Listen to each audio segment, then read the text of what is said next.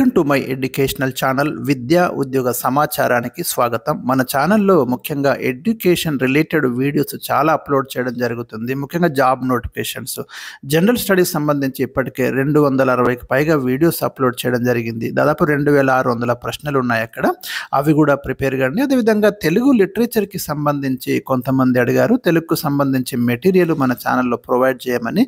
ఎందుకంటే ఏ ఛానల్లో కూడా ప్రాపర్గా ఒక సీక్వెన్స్లో తెలుగు మెటీరియల్ అందుబాటులో లేదు. ఆ కొరత తీర్చడానికి మరి టైం దొరికితే తప్పకుండా మీకు తెలుగు పూర్తి స్థాయిలో ఇచ్చే ప్రయత్నం జరుగుతుంది. అంటే ప్రతి వీడియోలో ఒక 10 ప్రశ్నలు మనము ఏ విధంగా ప్రశ్నలు అడుగుతున్నారు కాంపిటేటివ్ ఎగ్జామ్స్లో, ముఖ్యంగా నెట్ కావచ్చు, సెట్ లాంటి జేఎల్డిఎల్, సో దాంట్లో అడిగేటటువంటి ప్రశ్నలను అయితే మనము ముఖ్యంగా దృష్టిలో పెట్టుకొని ఈ కంటెంట్ని తయారు చేసే ప్రయత్నం జరుగుతుంది. ఒకవేళ మంచి స్పందన ఉంటే తప్పకుండా ఇది మనకి కంటిన్యూ చేసే ప్రయత్నం జరుగుతుంది. అదేవిధంగా జిఎస్ అనేది ప్రతిరోజు కరెంట్ అఫైర్స్, జిఎస్ ప్రతిరోజు కూడా అప్డేటెడ్ ఇన్ఫర్మేషన్ ఇవ్వడం జరుగుతుంది. ఇక ఈరోజు మనం ఫస్ట్ వీడియోలో ఒక 10 ప్రశ్నలు డిస్కస్ చేద్దాం. అన్నీ కూడా మీకు కాన్సెప్ట్ బేస్డే ఉంటాయి.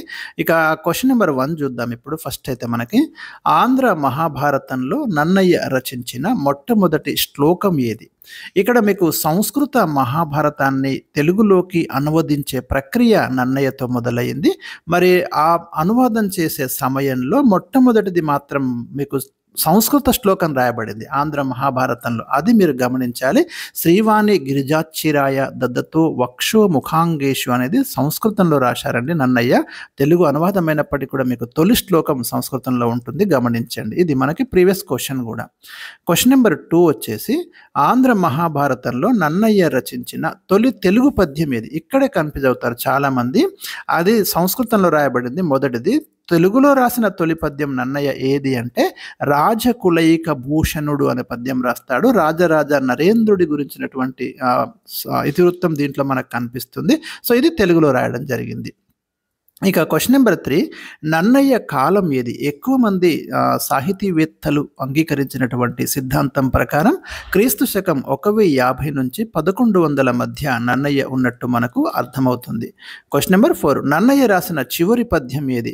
మనకు గమనించాల్సింది ఏంటంటే నన్నయ్య ఆది పర్వం, సభాపర్వం, అరణ్య పర్వంలో చతుర్థాశ్వాసంలో 142వ పద్యం రాసి మరి అక్కడ ఆ ప్రక్రియ అంటే ఆ నన్నయ్య యొక్క అనువాదం అక్కడికైతే ఆగిపోయిందండి. తర్వాత మాకు తిక్కనాయరన వీళ్ళు పూర్తి చేయడం జరిగింది. నన్నయ్య రాసిన చివరి పద్యం ఆ 142వ పద్యం ఏది అంటే మనకు అరణ్య పర్వంలో శారదరాత్రుడుజ్వల అనే పద్యం దగ్గర ఆపివేయడం జరిగింది. ఇది అరణ్య పర్వం చతుర్థాశ్వాసంలోని 142వ పద్యం. దీంట్లో శరత్కాలపు రాత్రుల వర్ణన ఉంది. ఒకసారి ప్రశ్న ఇట్లనే అడిగిండు.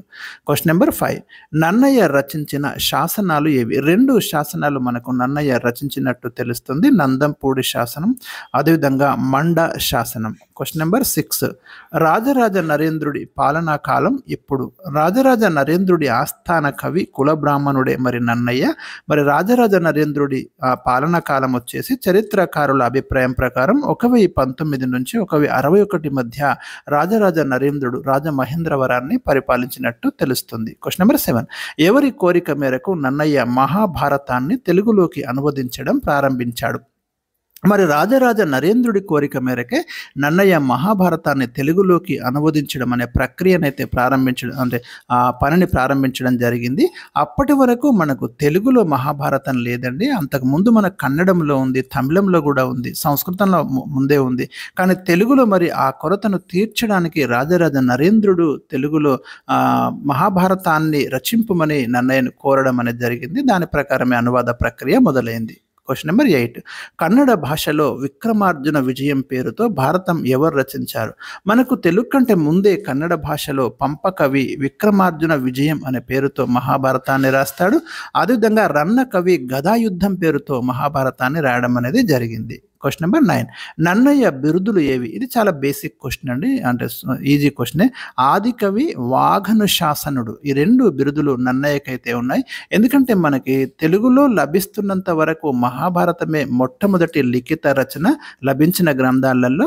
అదేవిధంగా తెలుగులో లిఖిత కవిగా కూడా మొట్టమొదటిసారిగా మనకు లభిస్తున్న ఆధారాల ప్రకారం నన్నయ్యనే మనము లిఖిత కవిగా, అంటే ఆయన రచించిన మహాభారతమే మొదట మనకు లభిస్తుంది. అంతకుముందు కవులు ఉన్నారు కానీ వారి యొక్క రచనలు అయితే కొన్ని అలభ్య రచనలే.